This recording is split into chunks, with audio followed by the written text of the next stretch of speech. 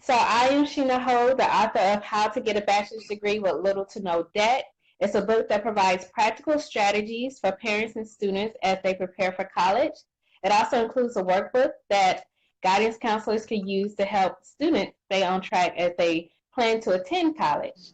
Tonight, we're going to talk about creating a personal brand in college, and I have the pleasure to have with me Miss Aaja Kareem McGee.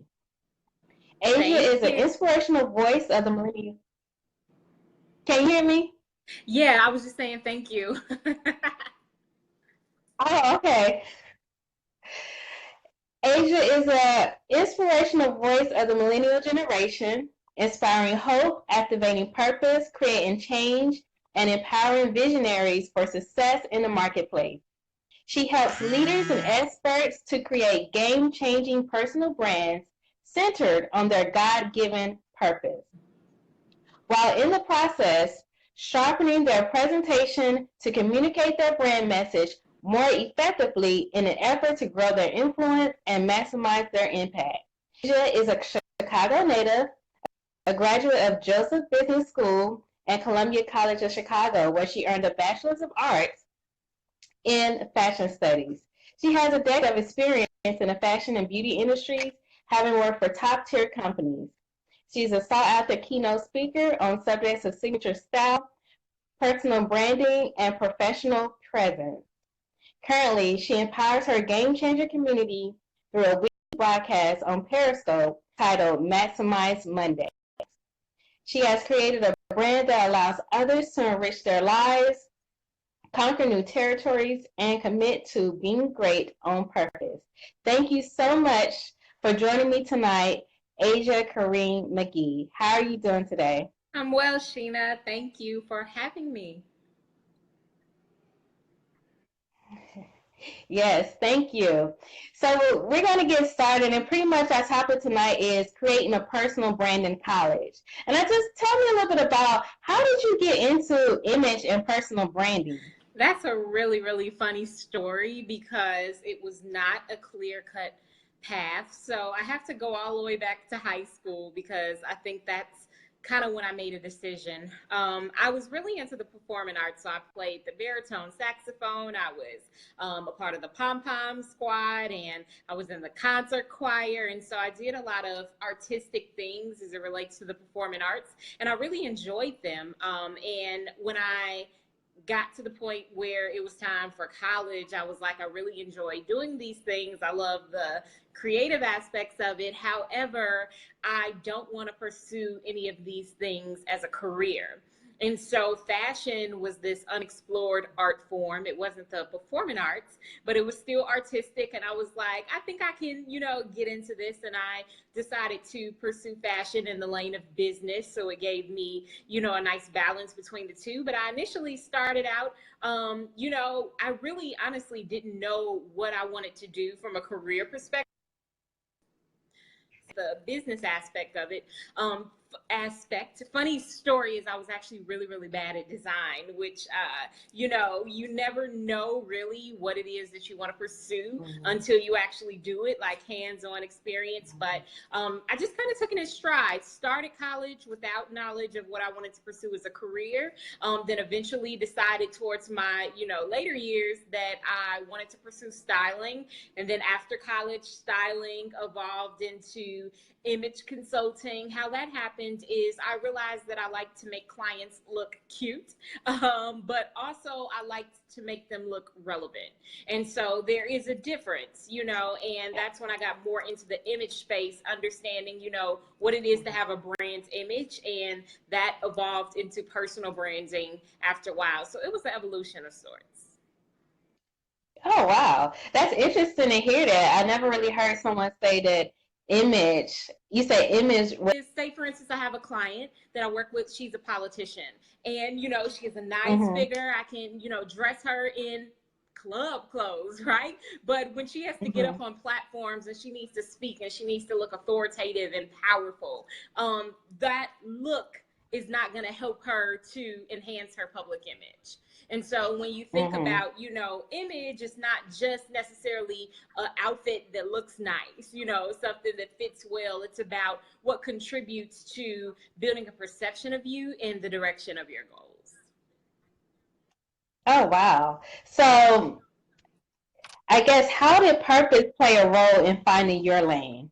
Was it through your evolution that you discovered your purpose, or how did that kind of come about Yeah, and narrowing down on this lane? absolutely. And I think I'm talking over here. Let me cut myself off on the computer. So personal branding, I'll kind of further that story a little bit. So after the fashion style and image consulting thing, I was literally at a conference and the speakers were gathered talking, and it was a gentleman that I got into conversation with, and he just really felt like I could help him. And it was one of those things like say yes and figure it out later. And so saying yes to that opportunity to, put together something that was suitable for him, he actually was my first branding client. I believe that I had the giftings that allowed me to be successful as a strategist. However, they were underdeveloped. I hadn't really tapped them at that point and didn't really know the potential of what they could do. So as it relates to purpose, I really do believe in divine appointment. And I believe that that was absolutely divine appointment that day for me to meet a dear friend of mine now, Eric B. Horn, and, to get started in that lane and to see what I was really capable of doing. So, my platform has continuously evolved simply because I followed the leadings and I continue to follow the leadings that are in front of me. And so I feel like purpose Mm-hmm. has everything to do with it, because you literally were put on this earth for a specific assignment, but you have to be committed to following the path that opens up in front of you. Wow, that's great. So, with that being said, and following that path that opens up in front of you, what are some of the steps that students can take to identify their God given purpose as they Absolutely. pursue college? Yeah, so one of the things that was very important for me in college, I attended Columbia College Chicago, was to actually get my hands dirty and my feet wet. And what I mean is that actually hands-on experience is super important. On the job training, very important. I feel like I can be very decisive now, simply because prior to this, I have tried many, many things. There are different parts of my journey that I really don't speak about at this point, but during college, as a social activity, I started modeling locally on an urban level, and then I started coordinating fashion events. I started training models on the runway. This is back in like 2008, 2009, when that was like a really, really hot thing to do. And I was partnered with a gentleman, and we were doing fashion event production. And that's actually where I built a large part of my audience, and they have just evolved with me through the transitions that I have now. But really just getting out there, doing things. Then I actually worked with a not-for-profit organization, a women's organization, and I traveled nationally to different markets, helping to coordinate leadership development programs for C-suite level executives. So, those are aspects of my journey that I never really talk about because it makes me seem so here. But really, from every Mm-hmm. experience that I had, I gained a new lesson, I gained a new skill set, and it's helped me to become the professional that I am today. So I really would advise college students to pursue their passions, because you really won't know unless you try. Similar to what I was mentioning as it relates to fashion design, I thought I wanted to go right into it and be a double major in fashion business and fashion design, until I took that design class and realized that that really wasn't for me. So definitely to do that. And then as far as building your brands while you're in college, I think you just need to take charge of what you want people to know you for. Begin to build your connections in the direction of where you want to go. Student is the magic word. I love the word student, and student gives you access to so many things. Everybody wants to help a student. So find you a mentor that works in administration at your college. Get connected with the professional organizations that are tied to your field. There are so many events that you will even be granted access to for free or at a discount for being a student. And also, one thing is that if you volunteer at these events, you get access that attendees don't normally have. You know, you can go backstage and, you know, meet the planners, meet the designers. Fashion Group International was the fashion organization. And, you know, there was also, you know, basically, Chicago Fashion Week, in essence, that was planned by the city of Chicago for several years. And those were events that I involved myself in and volunteered in. And so just within your lane, just see how you could stretch out a little bit. Because you find that at the top in whatever industry you're in, that the circle gets pretty small. Right. And I love the fact that you say volunteer, because that is so key, how you can get exposure to so many things by just volunteering. I have a friend who me and her volunteer at conferences, and you'll be amazed how many people we get to meet in the background just because we volunteer at those conferences. Now we get an inside scoop, and we really get to see how things are ran. Yeah. So we were to do big conferences. We got a little bit of a foundation to see how, on a big scale, how they're really ran efficiently and effectively, and you know how to motivate people and keep them, you know, in charge while they're still volunteering for you. So that's great that you mentioned volunteering, Yeah. because I just think that so many students can take from just the experience from And volunteering. I just want to say to your point, Sheena, like if students could really capture that, you know, volunteering is an invaluable experience at that level. You know, oftentimes I know, like when we're college students and it's this whole,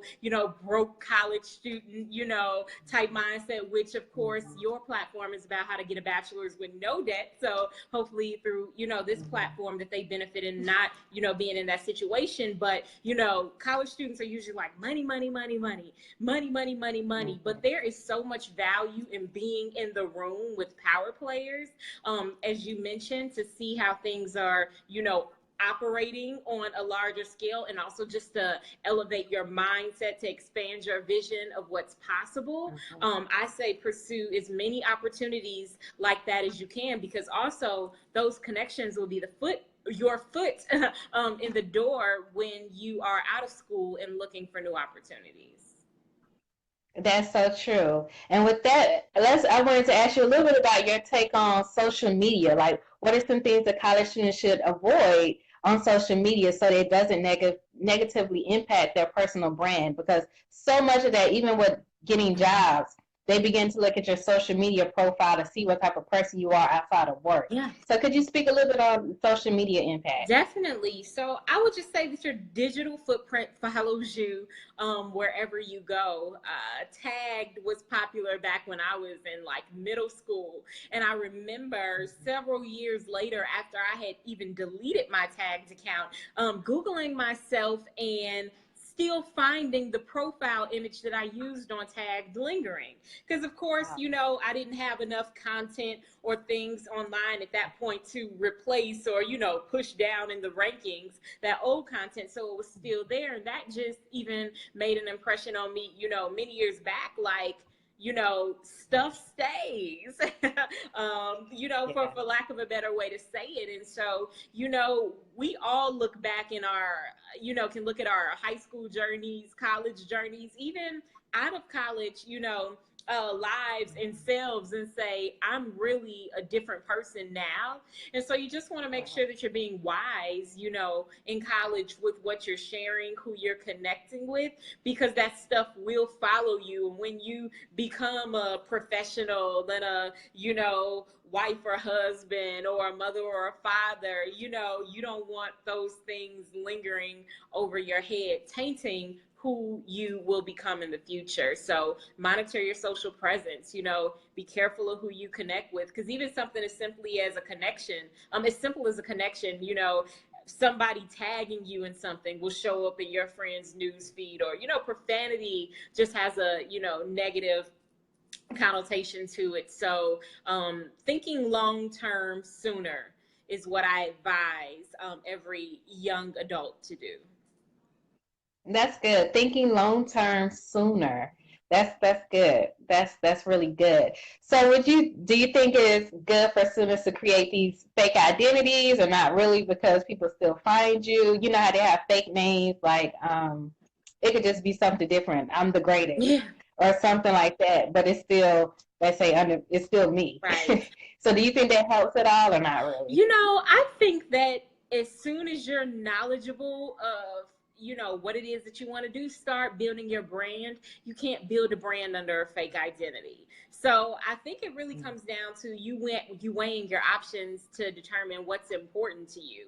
I think that governs the choices that I make on social media every day. So there's a lot of stuff that I could share. I could share my meals. I could share, anything. There's funny stuff I think of I could share. But at the end of the day, I always think about, does this have long-term significance? And is this helping me to build my brand in the direction that I'm trying to go? And so ultimately there's a lot of stuff that may become a thought that never makes it online, because then you have to look at, as you're building your brand and gaining influence, that your platform expands. It's exponential at that point. You post something, it could be silly, but if somebody shares it, then it's hard to recall things and take it back. It's hard to monitor those impressions once things leave your hand. And so I would say, use your government name. Start making a positive impression, and save the funny stuff if it's gonna taint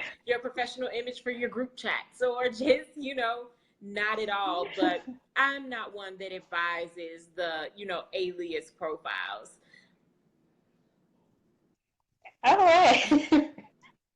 That's interesting that you said it, because before I got onto social media, I had my government name, but then I got afraid and I changed it. So it's just good that you said it. But now, since I have the book, it's out. But I was Yeah. afraid. So I think you pretty much wrapped up my last question I was going to ask.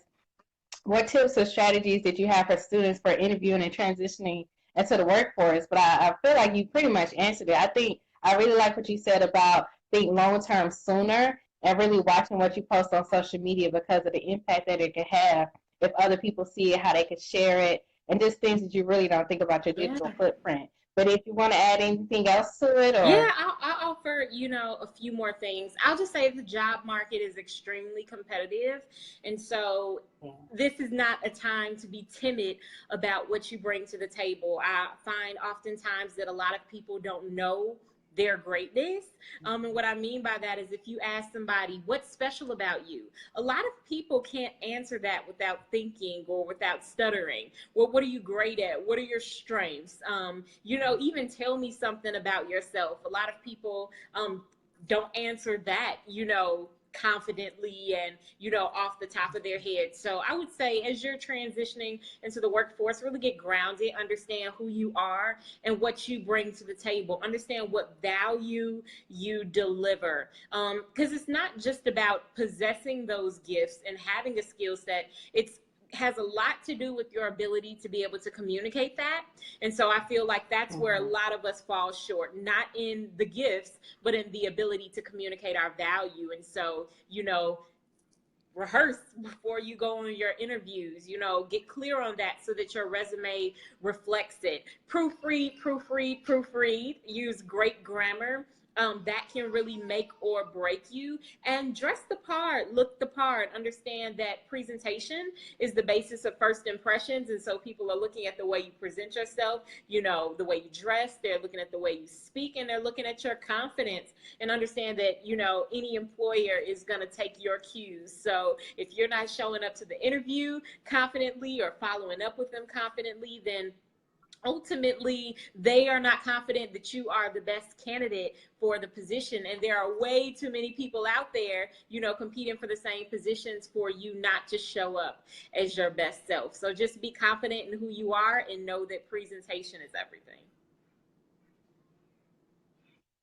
that's so good. I really like what you said about being confident in who you are and knowing how to sell your strengths and knowing what they are. I think with some of the students that I work with in school, oftentimes they don't know their strengths. And that could be just because no one ever spoke anything positive into their lives. I work with community college students. Sometimes people always say negative things, like they can't do this, they can't do that. So therefore, they don't know what they're good at.